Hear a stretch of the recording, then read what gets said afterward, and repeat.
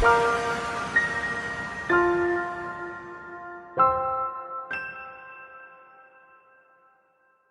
Father in heaven,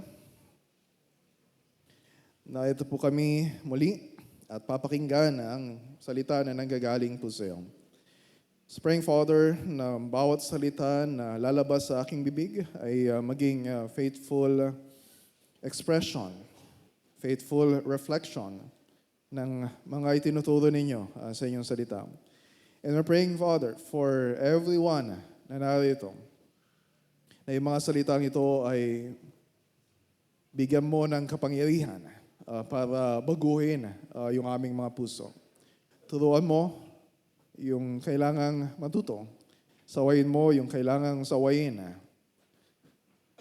Ituwid mo ang kailangang ituwid.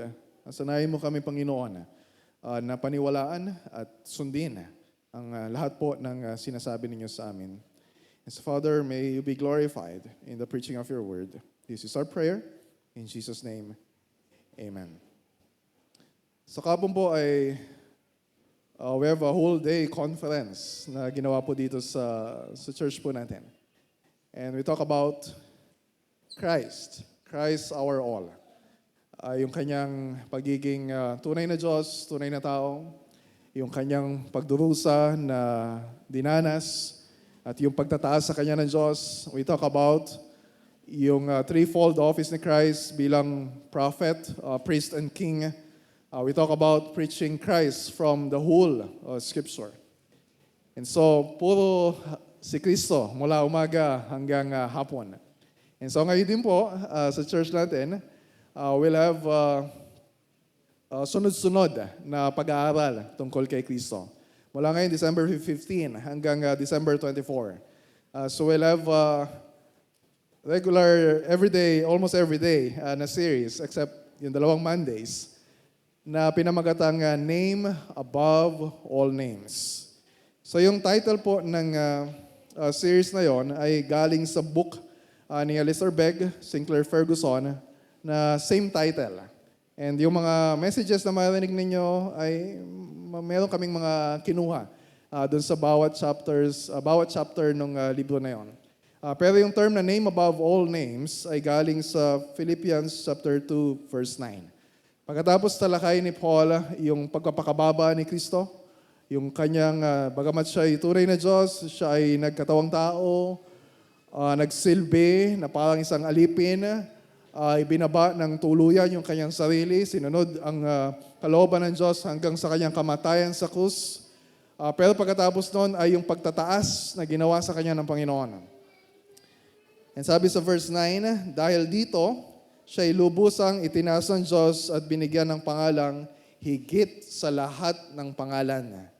And so kung paanong tinaas ng Diyos yung pangalan ng kanyang anak, ang Panginoong Jesucristo, ay ganun din yung dapat nating gawin bilang mga Kristiyano, especially ngayong Christmas season. We need to be more committed na yung pangalan ni Kristo yung may tataas. Kasi simula pa lang ng December, itong mga nakarang linggo, ay siguro lahat tayo, ay hindi ko alam, lahat tayo mayroong kalahating kabang bigas. At at least yung mga taga-Baliwag. Okay? So yung mga taga-Bustos sa Rafael, baka hindi kayo nakatanggap. Pero sa lahat ng yon ay nangingibabaw yung pangalan ng politiko at yung pangalan ng kakandidato sa susunod na eleksyon.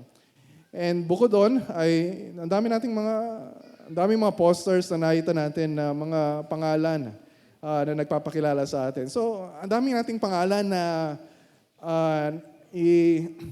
inihaharap sa mukha natin. Although, pag magpapasko, gusto rin natin kalimutan yung pangalan ng mga inaanak natin para makaiwas tayo. Pero, ibig sabihin, this is a season na alam natin na this is all about Christ, pero mayroong ibang mga pangalan na nangingibabaw.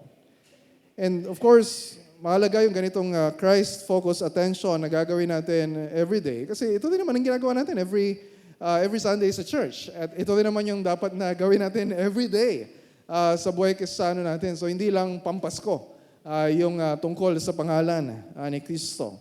Na ang prayer ko, masabi rin natin yung heartbeat ni Paul sa Philippians 1:21. Di ba sabi niya, "For to me, to live is Christ."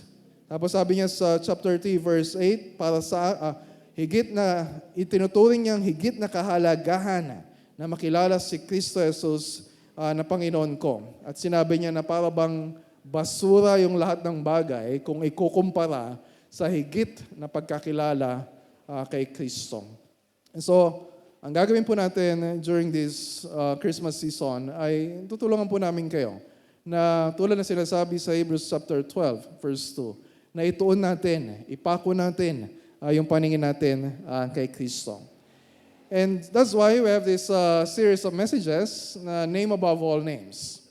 So usually, kapag Christmas season, ang mga teksto na ginagamit sa pag-aaral ay galing dun sa yung tungkol sa kwento ng kapanganakan ni Kristo. Matthew chapter 1, chapter 2, Luke chapter 1, chapter 2. Pero ngayon ay sisimulan po natin sa simula't simula. Mula pa sa Genesis 1 to 3. Doon pa lang ay binanggit na si Kristo. So yun po yung titingnan po natin. So yung title ng message na ito ay Jesus Christ, the seed of the woman. Ang binhi ng babae o ang anak ng babae. So galing po ito sa Genesis 3:15 na binasa po natin kanina. Babasahin ko po ulit. Ito yung sabi ng Diyos sa ahas. Sabi niya, "Kayo ng babae aking pag-aawain, binhi mo't binhi niya'y lagi kong paglalabanin. Ang binhi niya, o yung binhi ng babae, the seed, the offspring of the woman, ang binhi niya ang dudurog sa iyong ulo at sa sakong niya'y ikaw ang tutuklaw." And siguro, iba sa inyo na first time nakarinig nito, ay baka nagtataka, bakit kausap ng Diyos yung ahas? Anong kinalaman anong ahas sa pagdating ng Panginoong Jesus? So, we need to understand yung background, yung kwento ng pagkakahulog ng mga tao sa kasalanan. So, if you have an outline, ito po yung point number 1. If yung handouts po ninyo, the story of the fall sa Genesis 3. So, para maintindihan natin yung Genesis 3:15, ay mahalaga na tingnan muna natin yung konteksto nito sa istorya ng paglikha ng Diyos sa tao at yung eventually na pagkahulog nila sa kasalanan. And so ito yung story ng Genesis 1 to 3. And very foundational yung first 3 chapters ng Bible para maintindihan natin yung takbo ng kwento ng Biblia na ang tungo ay kay Kristo. So alam natin from Genesis 1, na nilikha ng Diyos ang tao, lalaki at babae, ayon sa kanyang larawan. Ibig sabihin, to reflect His glorious character. So kasama dito yung pagsunod sa lahat ng salita o utos na sasabihin ng Diyos. So nilikha ng Diyos una yung lalaki. Ang pangalan ay Adana. So inilagay siya ng Diyos sa isang garden. So nagplant ang Diyos sa isang garden. Ang tawag doon ay Garden of Eden. And then, sinabi ng Diyos dun sa lalaki na pwede mong kainin ang lahat ng bunga na mapipitas mo sa mga puno dito. Maliban lang dun sa isa, yung nasa gitna. Doon kasi sa gitna ng Garden of Eden ay may dalawang special na puno. Yung isa ay tinatawag na Tree of Life. Yung isa ay Tree of the Knowledge of Good and Evil. Ang sabi ng Diyos, huwag kang kakain ng bunga dun sa tree of the knowledge of good and evil. Kapag ginawa mo yon, siguradong ikaw ay mamamatay. Okay, so and then sinabi ng Diyos sa kanya na alagaan niya yung lahat ng bagay dun sa Garden of Eden. And then, ano nangyari? Nilikha ng Diyos yung babae na si Eva. So bigay ito ng Diyos sa lalaki. Sabi sa Genesis 2:18, yung babae ay isang angkop na makakasama at makakatulong ng lalaki. And so, nandiyan na si Adan, nandiyan na si Eva. And isang araw, mayroong dumating na ahas at nagsasalita. Nagsasalita pala yung ahas. Maintindihan natin kung bakit mamaya. So nagsalita yung ahas. Ang sabi ng ahas kay Eva, ang sabi niya, talaga bang pinagbawalan kayo ng Diyos na kumain ng kahit ano dito sa garden? Ang sabi ni Eva, Hindi naman. Pwede naman namin kainin lahat. Maliban lang doon sa isa. Ang sabi ng Diyos, huwag naming kakainin, ni huwag naming hahawakan, sapagkat sa araw na yon ay kami ay mamamatay. And sabi ng ahas, kay Eva, hindi totoo yan. So sa halip na maniwala si Eva sa salita ng Diyos, mas naniniwala siya sa sinabi ng ahas. So naakit siya dun sa prutas na yon, hindi mansanas, hindi natin alam kung ano. Naakit siya doon, tapos kinain niya yung bunga na yon. Tapos, ibinigay niya sa kanyang, binigyan din niya yung kanyang asawa, nakatabi niya during that time, si Adan, at si Adan din ay kumain. Sa araw na yon, nagsimula ang kasalanan ng mga tao. Nahulog ang tao sa kasalanan dahil hindi sila naniwala sa Diyos. Dahil sila ay hindi nagtiwala sa Diyos. Dahil sila ay sumuway sa utos ng Diyos sa kanila. And as a result of that sin, ay nagtago sila. Natakot sila nung narinig nila na dumating ang Diyos. And then, nung kinumpunta na sila ng Diyos, nagbigay na ang Diyos ng series of judgment, yung mga salita ng paghatol. Ito yung binasa natin kanina.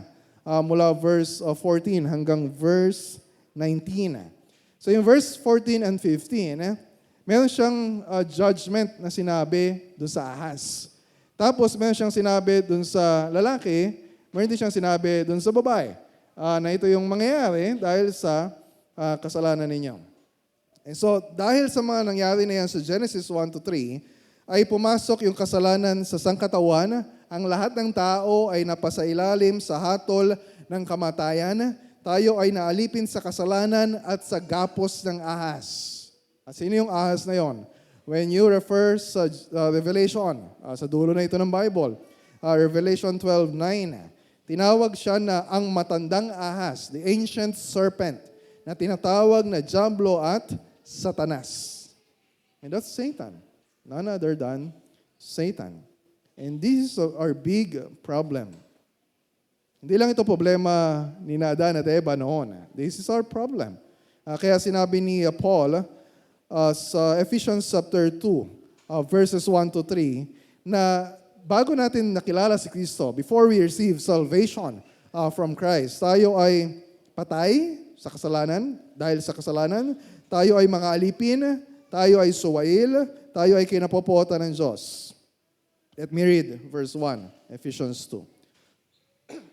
Noong una'y patay kayo dahil sa inyong mga pagsuway at mga kasalanan. Sinusunod ninyo noon ang masamang takbo ng mundong ito at napailalim kayo sa pinuno ng mga kapangyarihan sa impapawid. Ang Espiritong naghahari sa mga taong ayaw pasakop sa Diyos. This is our problem. Sumusuway tayo sa Diyos, yun yung gusto nating gawin dahil sa kasalanan. At the same time, tayo ay alipin.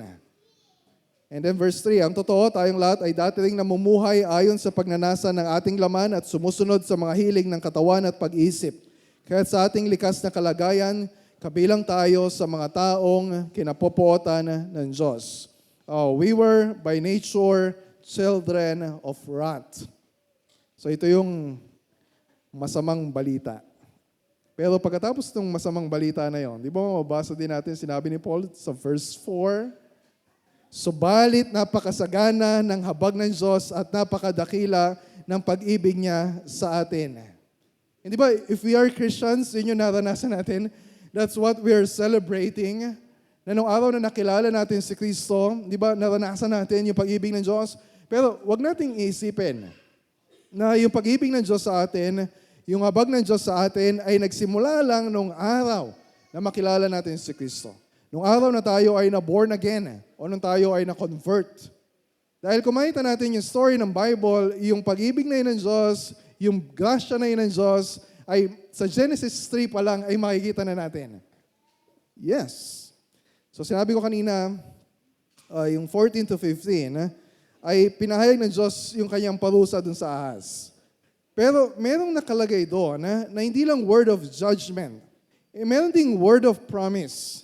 Kaya ito yung second point natin, na itong Genesis 3:15, makita natin na ito yung tinatawag ng maraming Bible scholars na first gospel.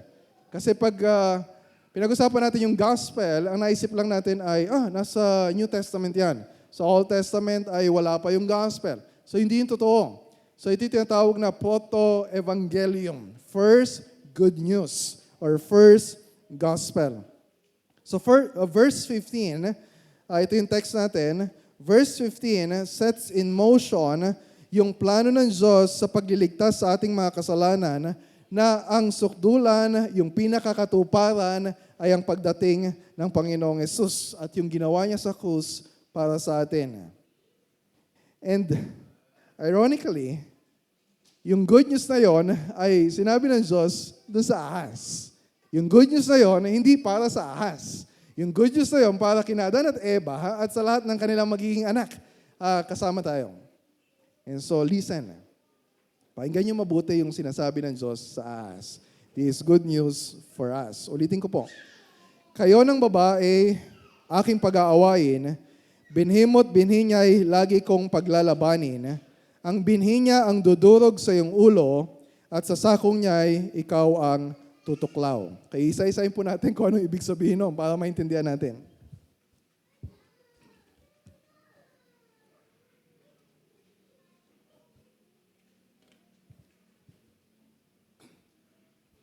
Kayo ng babae, aking pag-aawain. Sino tinutukoy na gagawin ng Diyos na magkaaway? Yung ahas at yung babae, si Eva. Hindi si Eva tsaka si Adan ang pag-aawain ng Diyos. Yung ahas o si Satanas ang tinutukoy dito na magiging kaaway ng babae, si Eva. Na si Eva rin ay nag-represent sa all of humanity. Di ba? Binasa natin doon sa dulo, verse 20, na bakit siya pinangalan ng Eva? Ano ibig sabihin? Siya ang ina ng sangkatauhan, the mother of all humanity. And then, yung sinabi doon na binhi mo't binhi niya'y lagi kong paglalabanin. So yung binhi or seed ay tumutukoy sa anak ng babae. Or more specifically, ay dun sa people of God. So yung mga tao na kabilang sa Diyos. Na ultimately, ang katuparan siyempre ay si Kristo. At yung binhi mo, ang tinutukoy dito ay yung mga anak ng Diablo. Ito yung mga tao na sumusunod sa yapak ng Diablo na pagsuway sa mga utos ng Diyos. And then, sabi doon sa sumunod, ang binhi niya ang dudurog, he will bruise or crush or strike. Siya ang dudurog sa iyong ulo, ang binhi niya ang dudurog sa iyong ulo, at sa sakong niya ay ikaw ang tutuklaw. So yung binhi ng babae na tinutukoy dito ay walang iba kundi si Kristo. Na siyang magtatagumpay laban kay Satanas. Pero sinasabi din dito na yung ahas na si Satanas ay tutuklaw sa sakong ni Kristo. Na tumutukoy ito sa pagpapahirap at yung sa crucifixion of the Lord Jesus Christ. So nakita ninyo na merong development dito sa verse 15. Una, dalawang individuals lang yung magkaaway, yung ahas at si Eva. Tapos sumunod ng magkaaway, yung kampon ng ahas at yung pamilya na manggagaling kay Eva or the people of God. And then yung final encounter ay between Satan and yung seed of the woman. Na walang iba kundi si Kristo. And this is the first gospel. And this is how we need to read the scripture. Hindi lang ito in Genesis, kundi buong Old Testament na patungo kay Kristo. Do you remember Luke chapter 24? Ito yung time na namatay na si Kristo, right? Pinako siya sa krus, muli siyang nabuhay. Tapos, yung ilan sa mga disciples niya ay hindi nila maintindihan kung anong nangyari. Bakit yung inaasahan nila na tagapagligtas na matay? Tapos, may nabalitaan pa sila na kumakalat na chismis nung time na yon na muling nabuhay daw si Kristo. So, hindi nila naintindihan kung anong nangyari. So, isang araw, si Kristo ay the risen Christ ay sumabay sa paglalakad sa dalawa sa mga disciples niya na papunta sa Emmaus. And then, nagkukwentuhan sila. Tapos, yung tinatanong sila ni Christ kung ano yung pagkakaalam nila doon sa mga nangyari. And then, nirebuke sila ni Christ, sabi ni Christ sa kanila sa verse 25 to 27, sabi, kay hangal ninyo, kay kukupad ninyong maniwala sa lahat ng sinasabi ng mga propeta. Hindi ba't kailangan ang Kristo ay magtiis ng lahat ng ito bago siya pumasok sa kanyang kaluwalhatian? At ipinaliwanag sa kanila ni Jesus ang lahat ng sinasabi sa kasulatan tungkol sa kanya. Simula sa mga aklat ni Moises hanggang sa mga sinulat ng mga propeta. So yung mga nakaraang sermons natin, pinag-aralan natin yung mga aklat ni Moises. Deuteronomy, Deuteronomy, Numbers, Leviticus, Exodus, and then ngayon ay yung nakasulat sa Genesis 3:15. Na lahat ng ito ay ang katuparan ay walang iba kundi si Kristo. So Genesis 3:15. Si Jesus yung binhi ng babae. You listen to Paul. Sabi niya sa Galatians 4. Ito sabi niya sa Galatians 4. Ngunit, verse 4, ngunit nang sumapit ang tamang panahon. Ano to? Christmas verse. Isinugo ng Diyos ang kanyang anak na isinilang ng isang babae. Isinilang na isang babae. Bakit sinabi ni Paul? Now, most probably, to connect with the promise sa Genesis 3:15 na si Kristo yung anak ng babae na tinutukoy ng Diyos. And sabi sa verse 5, si Kristo isinilang na isang babae at namuhay sa ilalim ng kautusan upang palayain ang mga nasa ilalim ng kautusan. Sa gayon, tayo'y maituturing na mga anak ng Diyos.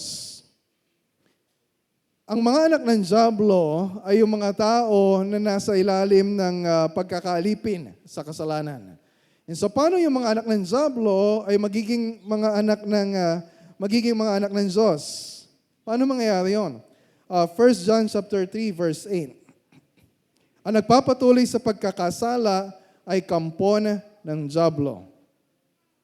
Kung kayo ay nagpapatuloy sa kasalanan, and if you don't have Christ as your Savior, sinasabi ni Apostle John na kayo ay kampon ng Diablo. And this is something na very offensive. Subukan ninyong sa Christmas party ninyo, sabihan yung mga kamag-anak ninyo na kayo ay mga kampon ng Diablo.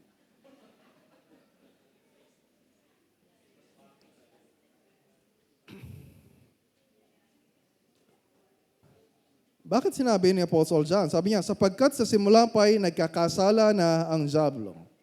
But what's the good news? Sabi niya sa same verse, kaya't naparito ang anak ng Diyos upang wasakin ang mga gawa ng Diablo. Bakit dumating si Kristo? Para magkaroon tayo ng Christmas parties? Christmas is war. Yung pagdating ni Kristo ay para makipagdigma sa Diablo. And that's Christmas. So point number 3. So tingnan natin kung paanong nakikidigma ang Diablo sa mga anak ng Diyos. So naparito si Kristo para tapusin ang gawa ng Diablo. But Satan is at war against God's people simula pa sa Garden of Eden. Basahin ulit natin yung Genesis 3:15. Kayo ng babae aking pag-aawayin, binhimo't binhi niya'y lagi kong paglalabanin. Okay, so that's Genesis 3:15.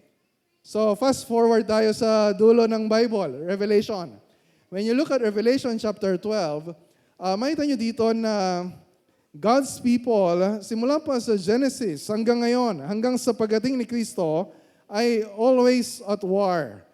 Si Satan sa mga kabilang sa Diyos. Actively at work si Satan to destroy God's people. Sabi sa Revelation 12:9-10, siya yung Diablo at Satanas. Ang ibig sabihin ng Satanas, kaaway. Na nandaraya sa buong sanlibutan. And if sabi sa verse 10, siya yung nagpaparatang sa mga kapatid natin araw-gabi sa harapan ng Diyos. Yan ang inaatupag ni Satanas 24 hours a day, 7 days a week. Kaya pinaghahanda tayo at pinagbabantay tayo ng Diyos. Sabi ni Apostle Peter sa 1 Peter chapter 5 verse 8, ang Diablo, ang kaaway nyo, ito yung kaaway natin, ay parang leon. So hindi lang siya ahas, para siyang leon na umuungal at aali-aligid na naghahanap ng malalapa. Mamamatay tao si Satanas. Sinungaling siya. At pumapatay siya sa pamamagitan ng pagsisinungaling. Ito yung sabi ni Christ sa mga religious leaders during His time. Sabi niya, mga anak kayo ng dyablo. So maintindihan natin kung bakit siya pako sa krus at nagalit sa kanya yung mga religious leaders. Sabi niya sa 8:44, sa simula pa lang ay mamamatay tao na siya, yung dyablo. Hindi siya pumapanig sa katotohanan kailanman, sapagkat walang puwang sa kanya ang katotohanan. Kapag nagsasalita siya ng kasinungalingan, nagsasalita siya ayon sa kanyang kalikasan, sapagkat siya ay sinungaling at siyang ama ng kasinungalingan. So sabi ni Christ, sa simula pa lang, ito na yung tactic, ito na yung strategy ni Satan sa pakikipaglaban niya. So, ito yung pakikitigma, ito yung all-out war niya against God's people. Kung titingnan natin yung buong Bible, makita natin na ito yung storyline ng buong Bible kung paano si Satan ay nakikipagdigma against God's people. And inaabangan doon sa conflict na yon between Satan and God's people, inaabangan din. Andun yung expectation. Sino kaya yung seed of the woman na darating na finally ay dudurog sa ulo ng ahas? Genesis 4. You remember yung story ni Cain at ni Abel? Na si Cain ay nainggit sa kanyang kapatid dahil tinanggap ng Diyos yung offering ni Abel, pero sa kanya ay hindi.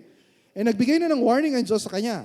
Ang sabi ng Diyos sa kanya sa chapter 4 verse 7, ang kasalanan ay tulad ng mabangis na hayop na laging nag-aabang upang lapain ka. Nais nitong pagharian ka, kaya't kailangang mapaglabanan mo ito.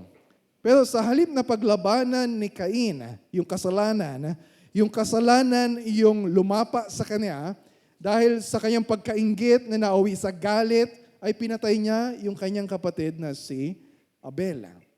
So sino yung seed of the woman? Obviously, hindi si Cain. So nagkaroon si Adan at si Eva ng panibagong anak na ang pangalan ay Seth. Na kay Seth nanggaling yung lahi ni Noah, na nanggaling yung lahi ni Abraham, and of course, eventually, kung saan nanggaling yung Israel at ang Panginoong Hesukristo. And then, fast forward sa story, sa Exodus. Napunta na yung Israel, yung mga Israelitas sa Egypt. At doon ay inalipin sila ng mga Egyptians. At yung mga Israelita ay, in a way, they're a seed of the woman. Dahil sila ay tinatawag na firstborn son. Makita natin to sa Exodus 4:22. And sino yung hari na nangunguna sa pag-aalipin, pang-aapi sa panganay na anak ng Diyos?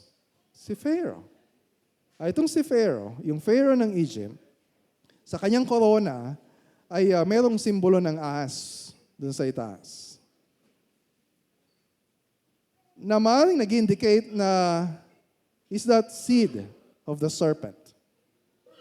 Pero bukod dun sa symbol na yon, kung anong ginagawa niyang pagsisinungaling, every time sasabihin niya, okay, palalayain ko na yung Israel.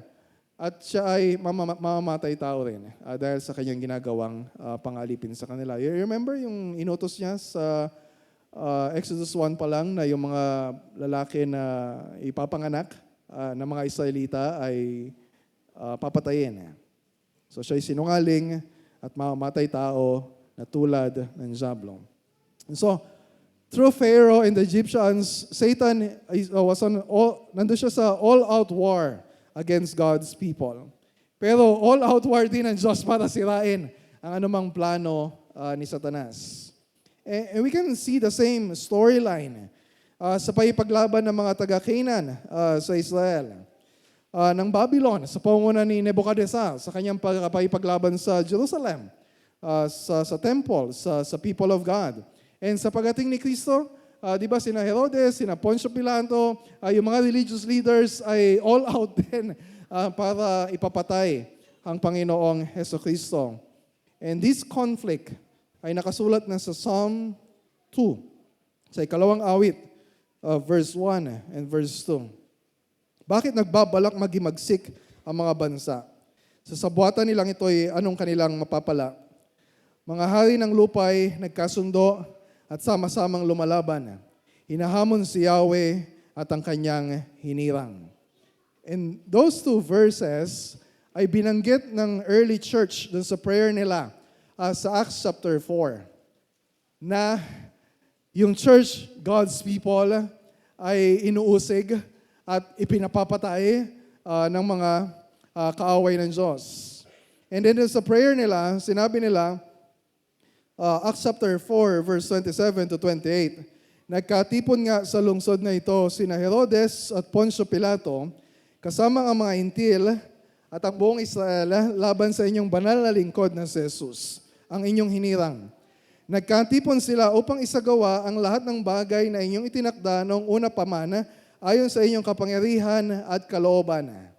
So, makita ninyo na anumang plano ng kaaway na ibagsak ang gawa ng Diyos, alam natin na yung kamay, yung plano pa rin ng Diyos, yung mas makapangyarihan na magtatagumpay laban sa anumang plano ng kaaway. And I think one of the clearest na demonstration nitong pagtatagumpay ng Diyos laban sa kaaway ay dun sa story ni David and Goliath. So we know the story. Si David, yung naging representative champion ng Israel laban kay Goliath. Na siya namang representative na higante ng mga Philistines, yung mga kaaway ng Israel. So bakit si David? Kasi wala ni isa man sa mga Israelita yung merong lakas ng loob na lumaban. Hindi yung hari nila na si Saul, wala ni isa man sa sundalo nila except doon sa binata na si David. Yung nangahamon si Goliath sa kanila, pumili kayo ng ilalaban sa akin. Lahat sila ay nanginginig yung kanilang tuhod sa takot, maliban kay David. Lumapit siya kay King Saul. Sabi niya, ako ang lalaban sa higanting ito. Anong armas na meron siya? Meron lang siyang tirador.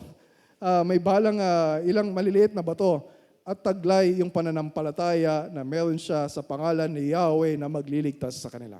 So hinirap ni David si Goliath. Ano sabi ni David kay Goliath? Sabi niya sa verse 46-47 ng 1 Samuel 17. Sabi niya, isipin niyo, maliit na binata, nakaharap sa isang malaking higante, nakaaway.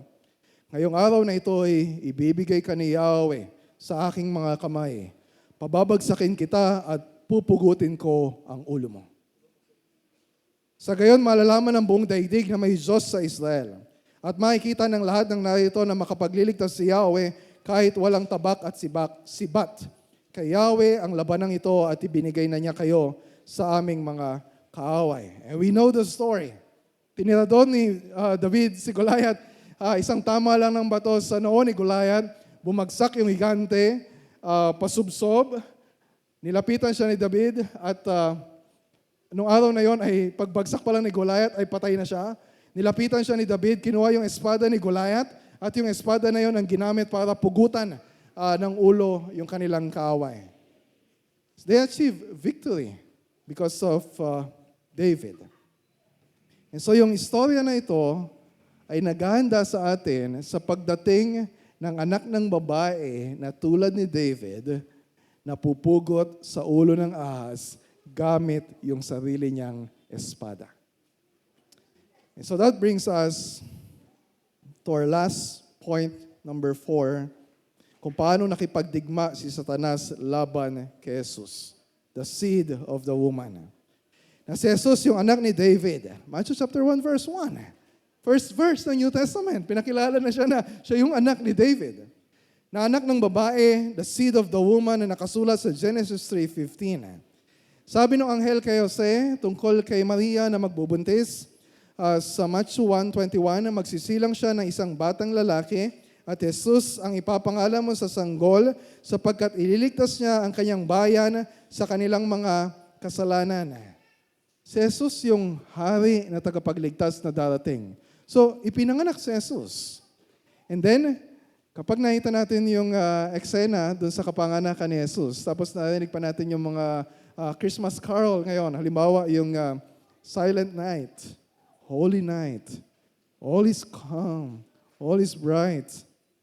Round yon virgin, mother and child, holy infant, so tender and mild, sleep in heavenly peace, sleep in heavenly peace. Sometimes we're not aware na even during the time ng kapanganakan ni Jesus, Satan was at war against the seed of the woman. Genesis 3:15. Ang binhi niya ang dudurog sa iyong ulo at sa sakong niya ay ikaw ang tutuklaw. Eventually, alam natin yung story. Nadudurugin ni Jesus yung ulo ng ahas. Pero bago mangyari yun, tutuklawin muna ng ahas yung sakong niya. Tatangkain ng ahas na pigilan yung gagawing pagliligtas ng Panginoong Jesucristo. Is an all-out war siya to destroy the seed of the woman. Do you know yung story? Nung pinanganak pa lang si Jesus, tapos nagsalita na yung Diyos kay, nasa Matthew chapter 2 yung story, nagsalita na yung Diyos kay Joseph na sinabi na, pumunta muna kayo sa Egypt. Dahil si Haring Herodes ay nabalitaan niya na merong ipinanganak na hari sa Bethlehem. Siyempre, hindi pwede na merong papalit sa kanya. So, gumawa siya ng paraan para hanapin yung sanggol na yon. And nung nalaman niya na naisahan siya ng mga wise men from the east, ay so si Jose, si Maria, si Jesus ay pumunta ng Egypt.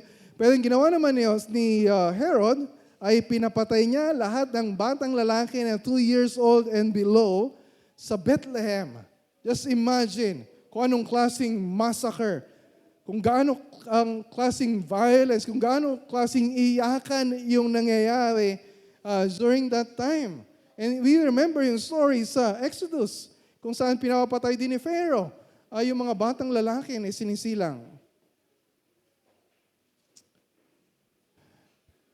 And we have a similar story sa Revelation chapter 12.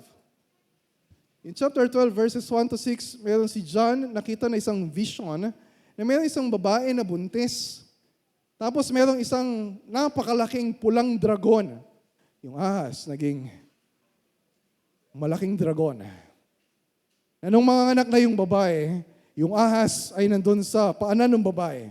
Na iniintay niya, sa oras na ipanganak yung sanggol na yon, ay kanyang lalapain at papatayin. And when you reflect dun sa Matthew chapter 2, yung ginagawa ni Herodes dito, sabi ni Alistair Begg, there was something deeply satanic about that attack. It was on the person of the Lord Jesus Christ. The story of salvation is a wartime story. The story of salvation is a wartime story. Kaya very significant.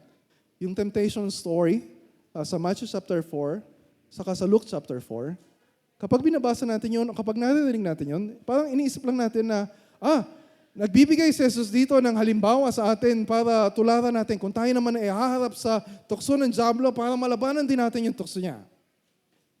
But that story na tinukso si Jesus is more than just giving us an example.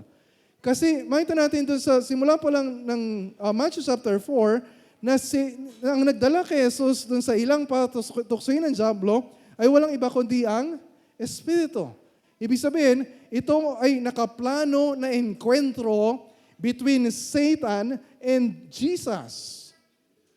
At sa enkwentro na yon, ang balak ni Satanas ay pabagsakin si Jesus sa pamamagitan ng mga kasinungalingan na sinabi din niya kina Adan at Eva. Yung mga kasinungalingan na sinabi niya sa mga Israelita sa wilderness. Yung mga kasinungalingan na sinasabi niya sa atin every time we sin against God. Pero bumagsak ba si Jesus? Hindi. Nagtiwala siya sa salita ng Diyos. Bawat tukso na sinabi ni Satanas sa kanya, sinasabi ni Jesus, ito ang sinasabi ng salita ng Diyos. Sino nanalo dun sa encounter na yon? Jesus. Pero hindi pa susuko si Satanas. Hindi pa tapos ang laban. Di ba kaya sabi sa dulo ng Luke chapter 4 verse 13, pagkatapos noon, umalis na ang diablo at naghintay siya ng ibang pagkakataon. At si Satanas, hindi lang siya lumalaban na mag-isa. Marami siyang mga kampong demonyo. Alam natin yung mga stories sa Gospels, di ba? Merong mga lalaki, babae na sinasaniba naman sa mga espiritu. And you know yung story sa Mark chapter 5, na mayroong isang lalaki na sinasaniban ng masamang espiritu na nakatira sa sementeryo, nagpapagala-gala. E isang araw, ay he came face to face with Jesus. At nanginginig ang masamang espiritu kapag nakakaharap niya si Jesus, the seed of the woman. Sa Mark chapter 1, mayroong eksena sa sinagoga na mayroon ding lalaki na sinasaniban ng masamang espiritu. Tapos nakita niya si Jesus. Tapos sabi niya kay Jesus, "Have you come to destroy us?" Dito sa Mark chapter 5, kinausap ni Jesus yung masamang espiritu. Tinanong niya yung lalaki, tinanong siya, "Anong pangalan mo?" Ang sabi nung masamang espiritu, Legion. Or batalyon sa ibang translation sa Tagalog. Yung Legion ay isang grupo ng army ng mga Roman soldiers na binubuo ng halos 5,000 soldiers. Ilang demonyo ang kailangang sumapi sa isang tao para siya ay kontrolin? Just one. Bakit napakarami? Maybe not literally 5,000. Pero ganun karaming puwersa. Sinasabi ng iba, during this time, commonplace yung mga sinasaniba ng masamang espiritu. Pero probably not. Kailangan yung ganung karaming masamang espiritu. Kasi it's not about, hindi ito tungkol dun sa lalaki na sinasaniba nila. This is about Jesus. Sinabi ni na Alistair Begg,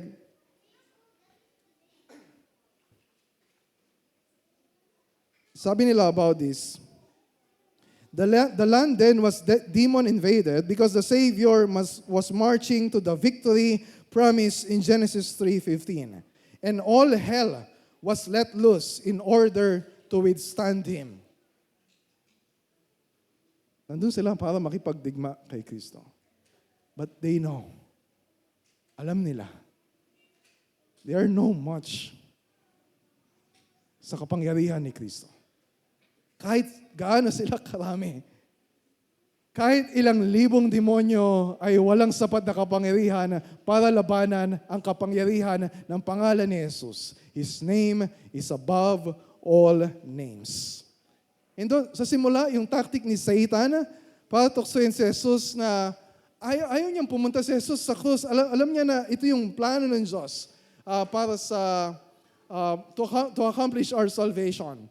Kaya, do you remember yung story na sinabi ni Christ sa mga disciples niya na papunta tayo sa Jerusalem. At sa Jerusalem, ako na anak ng tao ay aarestuhin, papatayin, at sa ikatlong araw ay muling mabubuhay. Tapos nung narinig yun ni Pedro, pumantig yung tenga niya. At hindi siya makapaniwala sa narinig niya. Itinabi niya si Jesus sa isang tabi at sinaway siya. Panginoon, hindi po pwedeng mangyari sa inyo yan. Kaya ano sabi ni Jesus sa kanya? Get behind me, Satan. Dahil yung pag-iisip ni Pedro during that time ay pareho ng pag-iisip ng diablo. But eventually, nagkaroon ng change of strategy si Satan. Hindi niya mapipigilan na gawin ni Jesus yung dapat niyang gawin. So, nagkaroon siya ng change of strategy.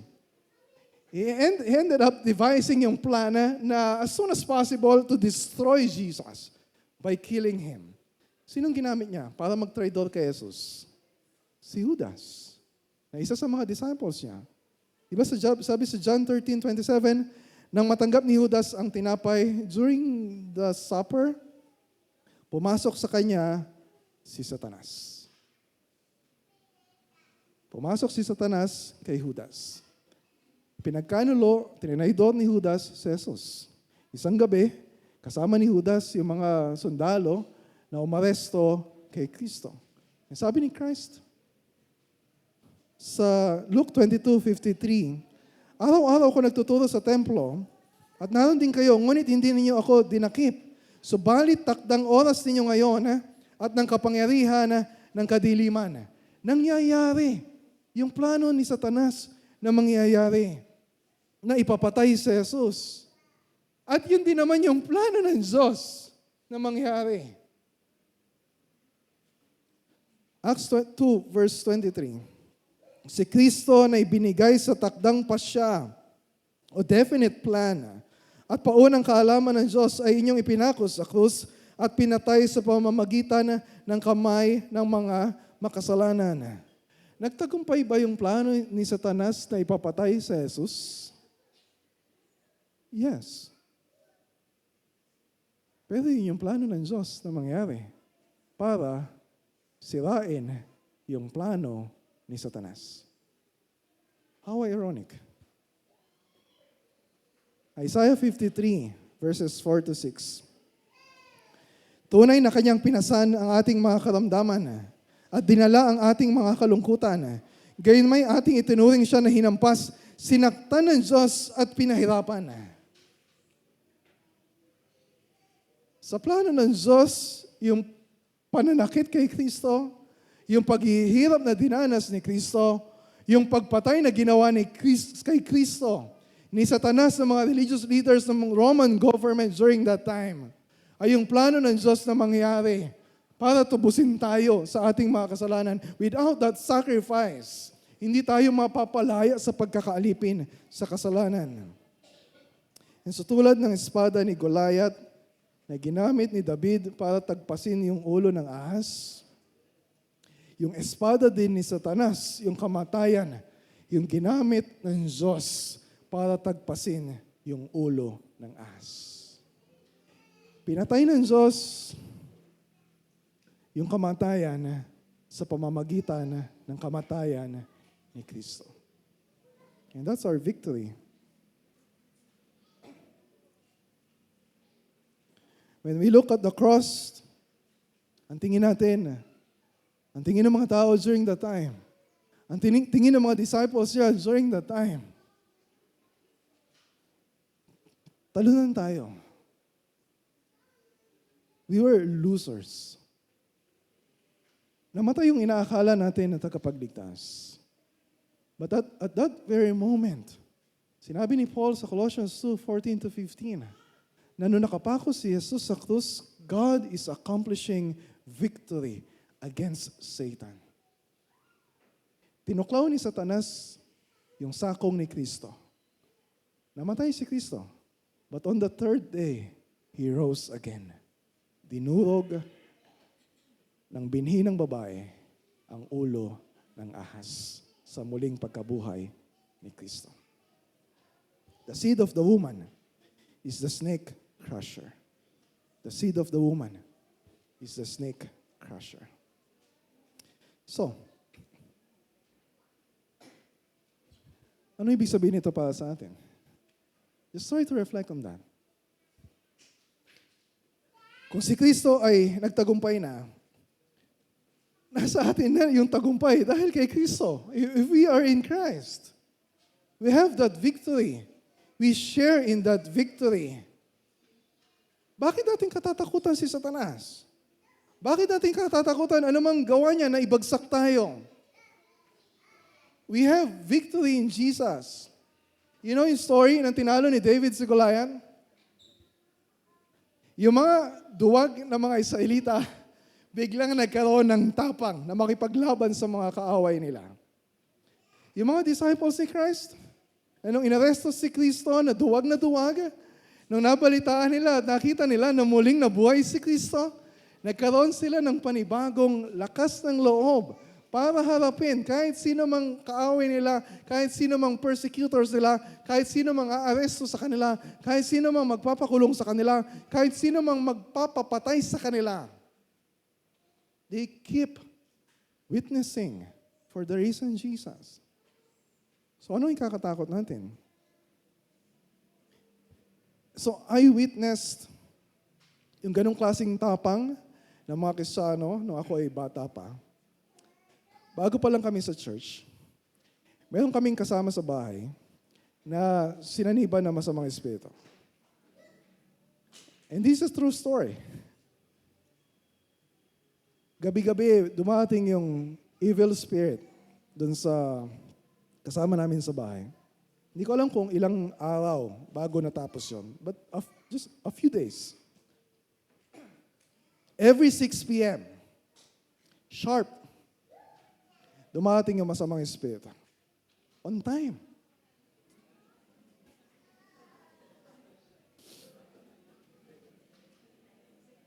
So yung kasama namin sa bahay, papasok sa kwarto, nangingisay, nanginginig. Because she is possessed by the evil spirit. And then meron mga pastor, mga missionary, gabi-gabi na sa bahay namin. Kasama yung ibang mga members ng church. Tapos yung mga pastor, haharapin yung babae, tapos sasabihin sa kanya, sa pangalan ni Jesus, lumayas ka. And sa murang edad ko, nakita ko na every time they hear the name of Jesus, they're trembling. Nanginginig. Kapag narinig nila yung pangalan ni Jesus, sumusunod. Kapag narinig nila yung pangalan ni Jesus.